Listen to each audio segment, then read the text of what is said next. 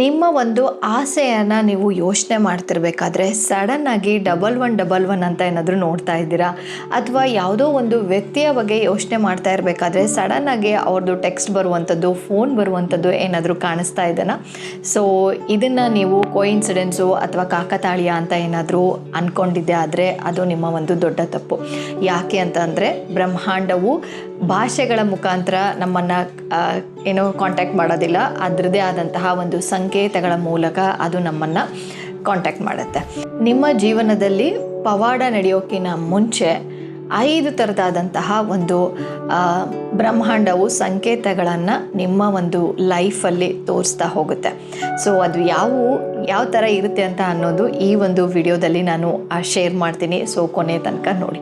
So ನನ್ನ ಹೆಸರು doctor Varnika GN. ನಾನು ಮ್ಯಾನಿಫೆಸ್ಟೇಷನ್ ಕೋಚ್ ಆ್ಯಂಡ್ ಈ ಒಂದು ಚಾನಲ್ನಲ್ಲಿ law of attraction and manifestation ಟೆಕ್ನಿಕ್ಗಳ ಬಗ್ಗೆ ಮಾಹಿತಿ ಇರುತ್ತೆ. ಸೊ ಯಾರೆಲ್ಲ ಚಾನಲ್ನ ಸಬ್ಸ್ಕ್ರೈಬ್ ಮಾಡದೆ ನೋಡ್ತಿದ್ದೀರೋ ಸೊ ಸಬ್ಸ್ಕ್ರೈಬ್ ಮಾಡ್ಕೊಂಡು ನೋಡಿ, ಸೊ ದಟ್ ನಾನು ಹಾಕುವಂತಹ ಎಲ್ಲ ವೀಡಿಯೋಸ್ಗಳು ನಿಮ್ಮ ಒಂದು ಹೋಮ್ ಪೇಜಲ್ಲಿ ಬರ್ತಾ ಹೋಗುತ್ತೆ. ಆ್ಯಂಡ್ ರಿಟರ್ನಿಂಗ್ ಸಬ್ಸ್ಕ್ರೈಬರ್ಸ್ ಇದ್ರೆ ಸಪೋರ್ಟ್ ಮಾಡ್ತಾ ಇದ್ದೀರಾ, ಅವ್ರಿಗೆಲ್ಲರಿಗೂ ಕೂಡ ತುಂಬಾ ಧನ್ಯವಾದಗಳು. ಸೊ ಹಾಗಾದರೆ ಮೊದಲನೆಯ ಒಂದು ಸಂಕೇತವನ್ನು ನೋಡೋಣ.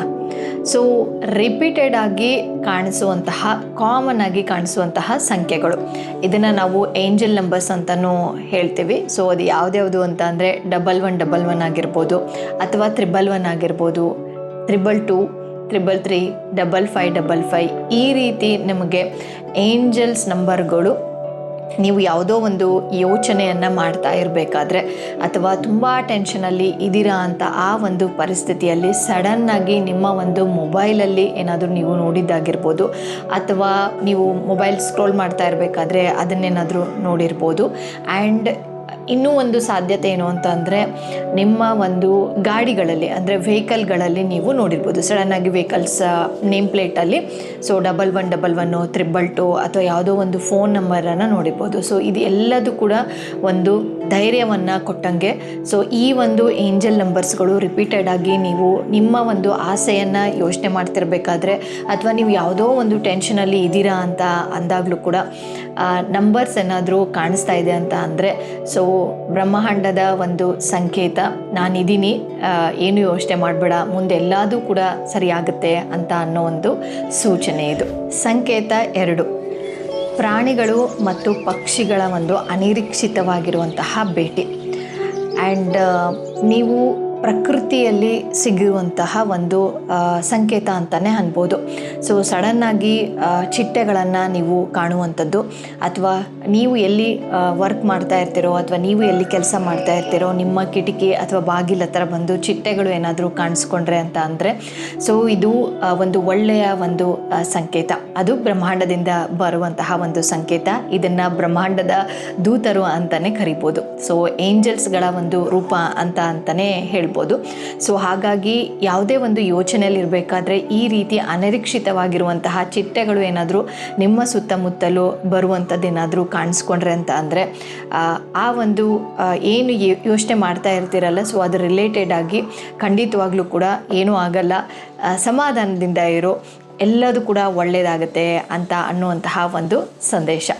ಸಂಕೇತ 3, ಸೊ ಹಾಡು ಮತ್ತು ಮಾತುಗಳ ಮೂಲಕ ಸಂಕೇತವನ್ನು ತೋರಿಸುವಂಥದ್ದು.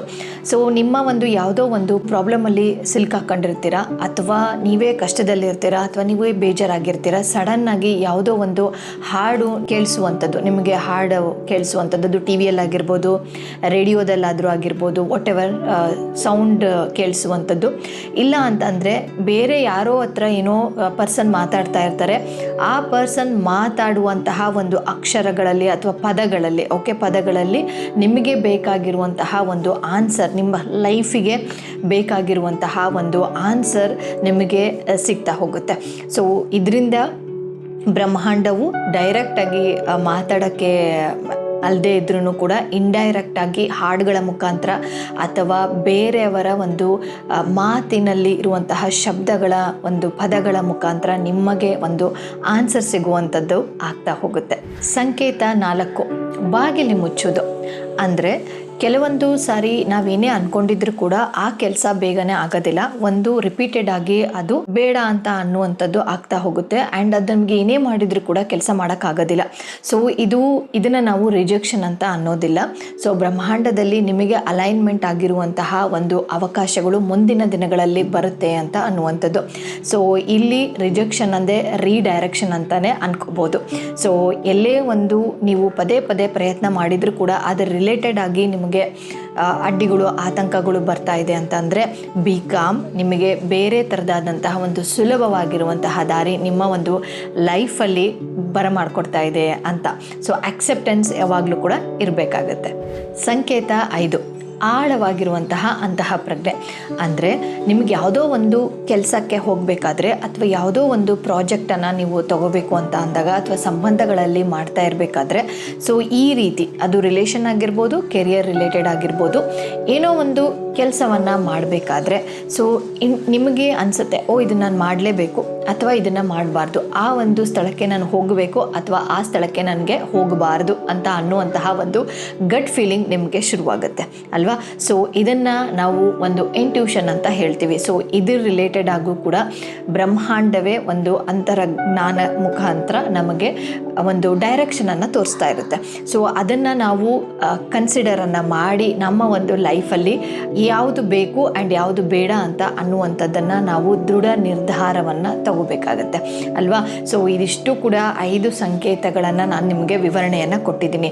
ಆ್ಯಂಡ್ ಈ 5 ಸಂಕೇತಗಳಲ್ಲಿ ನಿಮಗೆ ಜಾಸ್ತಿ ಯಾವುದು ತುಂಬಾ ಜಾಸ್ತಿ ಅನಿಸುತ್ತೆ, ಹೌದು ನೀವು ಹೇಳ್ತಿರೋದು ಕರೆಕ್ಟು, ನಾನು ಯೋಚನೆ ಮಾಡ್ತಿರ್ಬೇಕಾದ್ರೆ 11 ಕಾಣುವಂಥದ್ದು, 1111 ಕಾಣುವಂಥದ್ದು ಅಥವಾ ಚಿಟ್ಟೆಗಳ ಮುಖಾಂತರ ಕಾಣುವಂಥದ್ದು, ಇನ್ನೂ 3-4 ನಾನು ಹೇಳಿದೆ. ಸೊ ಅದರ ರಿಲೇಟೆಡ್ ಆಗಿ ಯಾವುದು ನಿಮಗೆ ತುಂಬಾ ಜಾಸ್ತಿ ಕೋರಿಲೇಟ್ ಆಗುತ್ತೆ ಅಂತ ಅನ್ನೋದನ್ನು ಕಮೆಂಟ್ ಬಾಕ್ಸಲ್ಲಿ ಹಾಕಿ, ಖಂಡಿತವಾಗ್ಲೂ ಕೂಡ ನಾನು ರಿಪ್ಲೈ ಮಾಡ್ತೀನಿ. ಆ್ಯಂಡ್ ಬೇರೆಯವ್ರಿಗೂ ಕೂಡ ಗೊತ್ತಾಗುತ್ತೆ ಇದರಿಂದ ಎಷ್ಟು ಬ್ರಹ್ಮಾಂಡವು ಸಂಕೇತಗಳನ್ನು ಕಳಿಸ್ತಾ ಇದೆ ಅಂತ ಅನ್ನುವಂಥದ್ದು. ಆ್ಯಂಡ್ ಹೊಸಬ್ರಿದ್ದೀರಾ, ನಮ್ಗೆ ಇದೇನು ಗೊತ್ತಿಲ್ಲ ಅಂತ ಅಂದರೆ ಸ್ಟಾರ್ಟ್ ಟ್ರೈಯಿಂಗ್, ಇದನ್ನೆಲ್ಲ ನಾನು ಏನೇನೆಲ್ಲ ಹೇಳಿದ್ದೀನೋ ಸೊ ಅದನ್ನು ನೀವು ಕೂಡ ಅದನ್ನು ಗುರುತು ಮಾಡ್ತಾ ಹೋಗಿ. ಸೊ ಯಾವಾಗ ನೀವು ಒಂದು ಫೋಕಸ್ ಮಾಡ್ತಾ ಹೋಗ್ತಿರೋ ಸೊ ಆವಾಗ ಬ್ರಹ್ಮಾಂಡ ನಿಮಗೆ ಕನೆಕ್ಷನ್ ಅಂತ ಅನ್ನುವಂಥದ್ದು, ಅದರ ರಿಲೇಟೆಡ್ ಆಗಿ ಕನೆಕ್ಟಿವಿಟಿ ಆಗುವಂಥದ್ದು ನಿಮಗೆ ಲೈಫಲ್ಲಿ ಸ್ಟಾರ್ಟ್ ಆಗ್ತಾ ಹೋಗುತ್ತೆ. ಆ್ಯಂಡ್ ಡೆಫಿನೆಟ್ ಆಗಿ ನೀವು ಕೂಡ ಒಂದು ಸೈನನ್ನು ಬ್ರಹ್ಮಾಂಡದ ಮೂಲಕ ಇದು ಸರಿನೋ ಇದು ತಪ್ಪೋ ಅಥವಾ ನಾನು ಹೋಗ್ತಾ ಇರೋದು ದಾರಿ ಸರಿ ಇದೆನೋ ಅಂತ ಅನ್ನುವಂಥದ್ದು ಈಸಿಯಾಗಿ ನಿಮಗೆ ಬ್ರಹ್ಮಾಂಡ ನಿಮಗೆ ಒಂದು ಮೆಸೇಜ್ಗಳ ಮುಖಾಂತರ, ಒಂದು ಸಂಕೇತಗಳ ಮುಖಾಂತರ ನಿಮ್ಮ ಒಂದು ಲೈಫಲ್ಲಿ ಕೊಡ್ತಾ ಹೋಗುತ್ತೆ. ಆ್ಯಂಡ್ ಇದೇ ಥರದಾದಂತಹ ಮ್ಯಾನಿಫೆಸ್ಟೇಷನ್ ಟೆಕ್ನಿಕನ್ನು ಕಲಿಯೋದಂತ ಅನ್ನೋಕ್ಕಿಂತ ನನಗೆ ಇಲ್ಲಿ ಪ್ರಾಕ್ಟೀಸನ್ನು ಮಾಡಬೇಕು, ನಾವು ಮ್ಯಾನಿಫೆಸ್ಟೇಷನ್ ಪ್ರಾಕ್ಟೀಸನ್ನು ಮಾಡಬೇಕು. ಆ್ಯಂಡ್ ನಮಗೆ ಏನು ಬೇಕು ಅಂತ ಅನಿಸುತ್ತೋ ಅದನ್ನು ಪ್ರಾಕ್ಟೀಸ್ ಮಾಡಿ ಒಂದು ಮ್ಯಾನಿಫೆಸ್ಟೇಷನನ್ನು ಮಾಡಿ ಆ್ಯಂಡ್ ಈಸಿಯಾಗಿ ಆಸೆಗಳನ್ನು ಪೂರೈಸ್ಕೋಬೇಕು ಅಂತ ಅಂದ್ಕೊಂಡಿದ್ರೆ ಜಾಯಿನ್ ಮೈ ಕಮ್ಯುನಿಟಿ, ನನ್ನ ಒಂದು ಕಮ್ಯುನಿಟಿಗೆ ಜಾಯಿನ್ ಆಗ್ಬೋದು. ಸೊ ಅದು 7 ದಿನಗಳ ಒಂದು ಫ್ರೀ ವರ್ಕ್ಶಾಪ್ ಇರುತ್ತೆ. ಸೊ ಯಾರು ಬೇಕಾದರೂ ಜಾಯಿನ್ ಆಗ್ಬೋದು, ಯಾರಿಗೆಲ್ಲ ಇಂಟ್ರೆಸ್ಟ್ ಇದೆನೋ ಇದ್ರ ಬಗ್ಗೆ ಸೊ ಖಂಡಿತವಾಗ್ಲೂ ಕೂಡ ಜಾಯಿನ್ ಆಗಿ ಆ್ಯಂಡ್ ನಿಮ್ಮ ಒಂದು ಆಸೆಗಳನ್ನು ಆದಷ್ಟು ಬೇಗನೆ ಪೂರೈಸ್ಕೋಬೋದು. ಕೆಲವೊಂದು ಟೆಕ್ನಿಕ್ಸ್ಗಳನ್ನು ನಾನು ಅಲ್ಲಿ ಶೇರ್ ಮಾಡ್ತೀನಿ, ಓಕೆನಾ.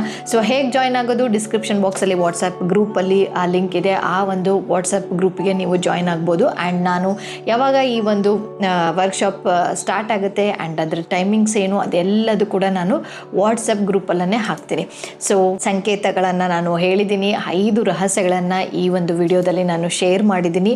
ಆ್ಯಂಡ್ ಕಮೆಂಟ್ ಮಾಡಿ ನಿಮಗೆ ಯಾವುದು ತುಂಬಾ ಅನಿಸುತ್ತೆ ಅಂತ ಅನ್ನೋದನ್ನು ದಯವಿಟ್ಟು ಕಮೆಂಟ್ ಮಾಡಿ, ಓಕೆನಾ. ಸೊ ಮುಂದಿನ ಒಂದು ವಿಡಿಯೋದಲ್ಲಿ ಸಿಗ್ತೀನಿ. Signing off, doctor Varnika GN.